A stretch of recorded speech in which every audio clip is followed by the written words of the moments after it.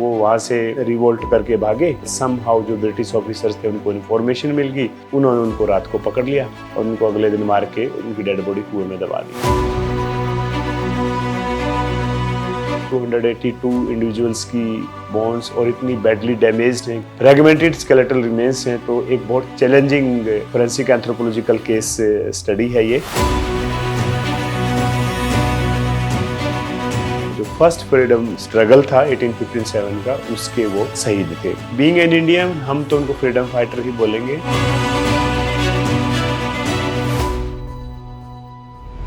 Punjab university ਦੇ doctor JS Rawat ਨੂੰ American academy of forensic science ਵੱਲੋਂ ਫੈਲੋ ਚੁਣਿਆ ਗਿਆ ਹੈ। ਹਾਲ ਹੀ ਵਿੱਚ ਹੋਈ ਸਾਲਾਨਾ ਕਾਨਫਰੰਸ ਵਿੱਚ ਉਹਨਾਂ ਦੇ ਫੋਰੈਂਸਿਕ ਐਕਸਪਰਟ ਵਜੋਂ ਯੋਗਦਾਨ ਨੂੰ ਦੇਖਦਿਆਂ ਹੋਇਆਂ ਉਹਨਾਂ ਨੂੰ ਇਹ ਸਨਮਾਨ ਮਿਲਿਆ ਹੈ। ਡਾਕਟਰ ਸਰਾਵਤ ਇਸ ਸਮੇਂ ਪੰਜਾਬ ਯੂਨੀਵਰਸਿਟੀ ਦੇ ਡਿਪਾਰਟਮੈਂਟ ਆਫ ਐਂਥਰੋਪੋਲੋਜੀ ਦੇ ਚੇਅਰਪਰਸਨ ਹਨ ਅਤੇ ਮਨੁੱਖੀ ਅਵਸ਼ੇਸ਼ਾਂ ਨਾਲ ਜੁੜੀਆਂ ਕਾਫੀ ਅਹਿਮ ਕੇਸਾਂ ਵਿੱਚ ਕੇਂਦਰੀ ਭੂਮਿਕਾ ਨਿਭਾ ਰਹੇ ਹਨ। ਅਜਿਹਾ ਹੀ ਇੱਕ ਕੇਸ ਸੀ ਅਜਨਾਲਾ ਦਾ ਖੂਹ ਵਾਲਾ ਕੇਸ।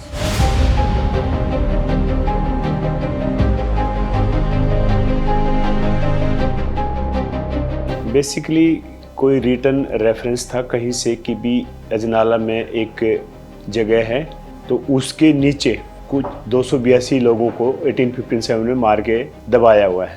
उस रिटन रेफरेंस के बेस पे लोकल जो लोगों ने, जिनको साइंटिफिक टेक्निक्स का नहीं पता होता कि भी कैसे स्केलेटल रिमेन्स को निकालना है, उन्होंने इन रिमेन्स को 2014 में उस कुएं से निकाल के बाहर रख दिया। उसके बाद गवर्नमेंट का या मीडिया का भी जो ज़्यादा ध्यान तब आया कि भी इतनी ज़्यादा मात्रा में जो स्केलेटल रिमेन्स और उनके जो पर्सनल आइटम्स या कंटेक्चुअल जो आइटम्स उनके साथ निकले, तो वो एक उसने पूरा मीडिया का और सारे सरकार का ध्यान आकर्षित किया।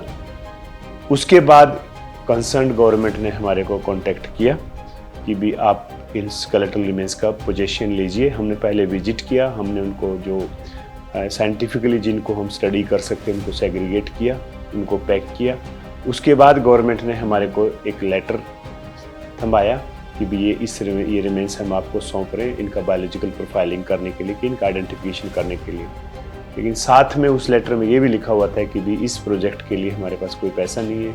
इसलिए स्टार्टिंग में मैंने इन रिमेन्स का जो भी फोरेंसिक एंगल से जो भी रिसर्च हो सकती थी कोलैबोरेशन के बेस पे, या चाहे वो नेशनल है चाहे इंटरनेशनल जो रिसर्च इंस्टीट्यूट्स हैं, लेबोरेटरीज हैं, उनके साथ कांटेक्ट किया। इनिशियल जो रिजल्ट्स आए उनके बेस पे मैंने गवर्नमेंट ऑफ इंडिया को प्रोजेक्ट सबमिट किया, तो गवर्नमेंट ऑफ इंडिया ने इसका फंडिंग किया। उसके बाद रिसर्च स्टार्ट हुआ। ਇਹ ਕੇਸ ਉਹਨਾਂ ਭਾਰਤੀ ਫੌਜੀ ਨਾਲ ਸੰਬੰਧਿਤ ਸੀ ਜੋ ਕਿ ਬ੍ਰਿਟਿਸ਼ ਇੰਡੀਅਨ ਆਰਮੀ ਵਿੱਚ ਫੌਜੀ ਸਨ, ਬਟ 1857 ਦੀ ਬਗਾਵਤ ਦੇ ਸਮੇਂ ਬਾਗੀ ਹੋ ਗਏ ਸਨ। बीइंग एन इंडियन, हम तो उनको फ्रीडम फाइटर ही बोलेंगे। वो रिबेल तो जो किताब लिखने वाला जो ब्रिटिश कमिश्नर थे उन्होंने बोला था, हमारे लिए वो हमारे फर्स्ट फ्रीडम स्ट्रगल था 1857 का, उसके वो मार्टियर्स थे, शहीद थे।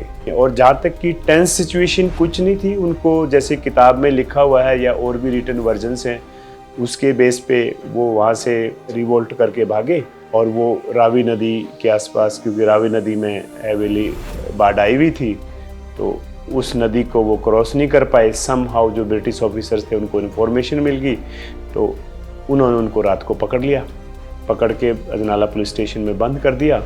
और वो ये सोच रहे थे कि भी हमारा कोर्ट मार्शल करेंगे, हमारे को मतलब फेयर ट्रायल देंगे, लेकिन ऐसा उनके साथ कुछ नहीं हुआ और उनको अगले दिन मार के उनकी डेड बॉडी कुएं में दबा दी। जो दांत है ना, दांत और हड्डियाँ, दांत जो टीथ होता है वो hardest part of the human body है। तो हम जो भी पानी पीते हैं, जो भी खाना खाते हैं, उनकी केमिकल सिग्नेचर्स वो इन दांतों और हड्डियों में जमा हो जाते हैं। और दांत ऐसी बायोलॉजिकल मटेरियल है कि भी इसको कितना ही टेम्परेचर हो, कैसा ही इन्वायरमेंट हो, कितने साल का पड़ा हो, तो उसमें से हम वो कि भी उसका बचपन उसके टाइम पे जब वो दांत उसके उसमें ओरल कैविटी में था, तो उसका क्या खान पान रहा, कहाँ वो रहा है ना, कहाँ का पानी पिया, कहाँ का खाना खाया, या उसका जो DNA है वो उसमें स्टोर हो जाता है। तो साइंस ने साइंटिफिक जो टेक्निक्स हैं ancient DNA stable isotope analysis की, उसके बेस पे हमने उनकी आइडेंटिटी कि वो लोग कहाँ के रहने वाले थे, वो कब मरे, कैसे मरे, और वो वो सारा हम उसके बेस पे आइडेंटिफाई करते हैं। अभी क्योंकि इतना बड़ा स्केलेटल असेंबलेज है, 282 इंडिविजुअल्स की बोन्स, और इतनी बैडली डैमेज्ड हैं क्योंकि उनका नॉन साइंटिफिक एक्सक्यूशन हुआ है, तो इतनी बैडली डैमेज्ड कूमिंगल और फ्रैगमेंटेड स्केलेटल रिमेन्स हैं, तो एक बहुत challenging forensic anthropological case study है ये। हमने कुछ बोन्स को और कुछ टीथ को भी स्टडी किया है, उसके बेस पे हमने कुछ रिसर्च पब्लिश की है। More research is going on not only at Punjab University Department of Anthropology but also in collaboration with some international institution के साथ कोलैबोरेशन हो रहा है, और हम इनको एक साइंटिफिक मुकाम तक लेके जाएंगे। ਡਾਕਟਰ ਸਰਾਵਤ ਅਤੇ ਉਹਨਾਂ ਦੀ ਟੀਮ ਨੇ ਇਸ ਕੇਸ ਵਿੱਚ ਕਾਫੀ ਕੰਮ ਕੀਤਾ ਹੈ ਅਤੇ ਇਸ ਕੇਸ ਨੂੰ ਕਾਫੀ ਅੱਗੇ ਲਿਜਾ ਚੁੱਕੇ ਹਨ ਅਤੇ ਕਾਫੀ ਅਹਿਮ ਖੋਜ ਕਰ ਚੁੱਕੇ ਹਨ। जो हम डेटाबेस जो साइंटिफिक जो इससे रिजल्ट्स जो आ रहे हैं, तो बेसिकली वो एक डेटाबेस प्रिपेयर हो रहा है जो फ्यूचर फोरेंसिक या एंथ्रोपोलॉजिस्ट हैं, साइंटिस्ट हैं, उनके लिए एक रेफरेंस स्टडी प्रूव होएगी ये।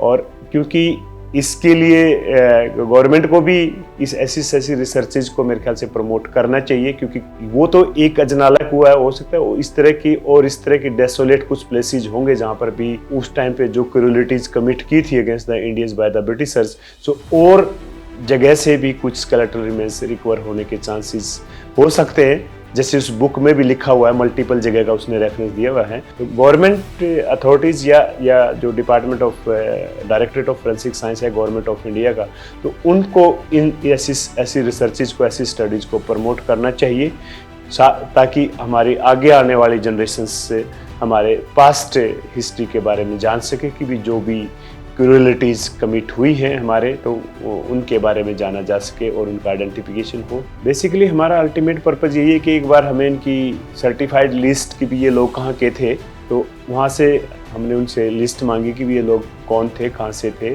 तो एक बार उनकी वो लिस्ट हमारे पास आ जाएगी, दैन वी विल आइडेंटिफाई उन गाँव में फ्रीडम फाइटर्स की फैमिलीज़ को आइडेंटिफाई करेंगे जिन गांव से या जिस जगह से ये लोग बिलोंग करते थे, तो उनके हम बायोलॉजिकल सैंपल जैसे सलाइवा एटसेट्रा वो उनसे लेंगे और उनका डीएनए, मॉडर्न जो सैंपल्स का डीएनए करेंगे और इनके साथ मैच करके जो भी रिमेन्स हम कंपैरिजन करके आइडेंटिफाई कर पाए कि भी इन फैमिली से बिलोंग करते हैं, तो हम उनको हैंड ओवर करेंगे सो दैट कि भी उनका वो फाइनल राइट्स कर सके। क्योंकि और यही जो फोरेंसिक एंथ्रोपोलॉजी का कि भी repatriation of the skeletal remains back to their relatives, चाहे कितने सालों के बाद हो, कितने, तो वही अल्टीमेट पर्पज़ है फोरेंसिक एंथ्रोपोलॉजी का।